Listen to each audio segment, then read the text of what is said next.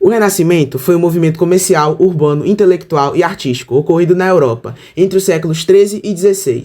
Sua manifestação comercial foi responsável por romper o isolamento comercial europeu e iniciar a crise da Baixa da Idade Média. Já o Renascimento urbano trouxe novas formas de organização das cidades. Os burgos, por sua vez, o Renascimento cultural com expressão nas artes, literatura, arquitetura e ciências, modificou as bases técnicas e estéticas europeias, com base em padrões clássicos. Mas aonde a literatura cerca esse período renascentista? Dentro da literatura, o Renascimento é chamado de humanismo, baseado nos mesmos valores filosóficos e estéticos do antropocentrismo, racionalismo e valorização da cultura clássica. O movimento ocorreu na Itália, Inglaterra, Espanha e Portugal. Sobretudo, um elemento que favoreceu sua disseminação e desenvolvimento foi a invenção da imprensa em 1450, por Johann Gutenberg, o que gerou uma facilidade maior na divulgação das obras. Dentre os principais autores do Renascimento literário, pode-se destacar Francisco Petrarca, Dante Alighieri, Nicolau Maquiavel, William Shakespeare, Miguel de Cervantes e Gil Vicente. A literatura renascentista, como instrumento de divulgação das ideias humanistas, satirizava e combatia valores sociais da Idade Média, como a cavalaria, a hierarquia da nobreza e a moral da igreja. Isso pode ser observado em diversas obras, como Dom Quixote de Cervantes e O Autor da Barca do Inferno, de Gil Vicente. O Renascimento na literatura ocorreu entre o século XIV e XVII, principalmente na Europa. Características do Renascimento na literatura: o humanismo, enfoque no ser humano, suas ações, pensamentos e ações. Classicismo, inspirado na cultura clássica grega e romana, com ênfase na razão, ordem e harmonia.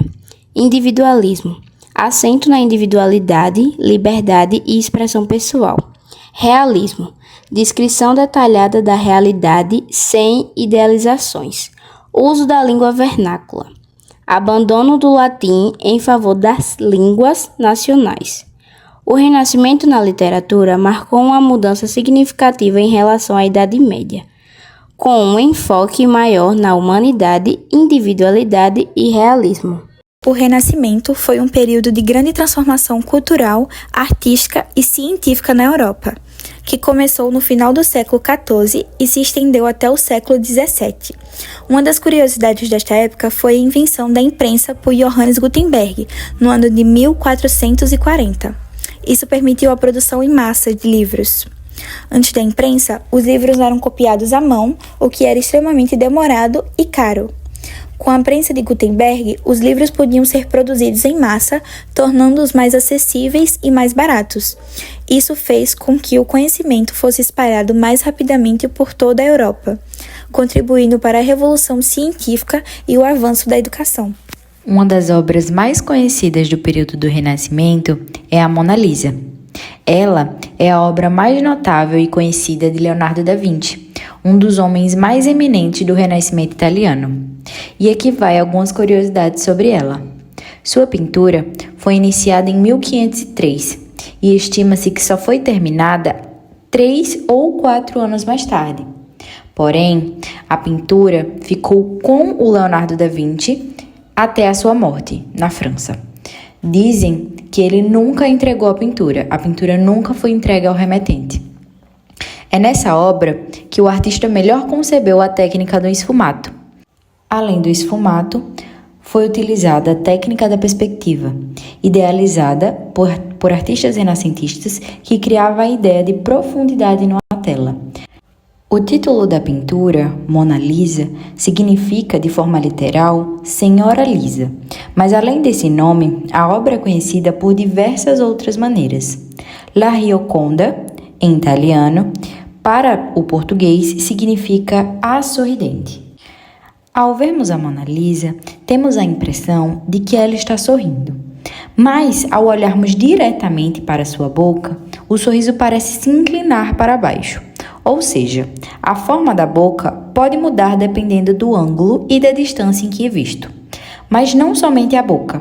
O olhar da Mona Lisa também é um mistério. Se olhar lá à frente, você perceberá que ela está olhando para você. Se olhá-la para o lado direito, você perceberá que ela está lhe olhando, e para o lado esquerdo também. Isso se dá porque, na verdade, a Mona Lisa ela não tem sobrancelha, e a sobrancelha faz com que tenhamos mais expressões. As especulações sobre a composição da obra são as mais variadas. O mais popular seria que um marido pagou para Leonardo um retrato de sua esposa amada. Mas, para alguns, Leonardo pintou a mulher ideal ou a sua própria mãe. Outros já dizem que ela era sua amante ou de um de seus mecenas. Os traços andrógenos do rosto estimulam teorias de que por trás da identidade da Mona Lisa está, na verdade, um autorretrato do pintor, visto que o próprio era homossexual. No Renascimento, a poesia e o teatro ganharam grande destaque, refletindo os ideais humanistas e influência da cultura clássica. A poesia foi marcada pelo uso do soneto, popularizado por Petrarca, explorando temas como o amor, a natureza e a condição humana com profundidade emocional e métrica refinada. Já o teatro renascentista, especialmente com William Shakespeare e Gil Vicente, trouxe personagens mais realistas, tramas envolventes e reflexões sobre o comportamento humano, unindo comédia, tragédia e crítica social. Ambos os gêneros ajudaram a consolidar a literatura renascentista como uma expressão rica e inovadora do pensamento da época.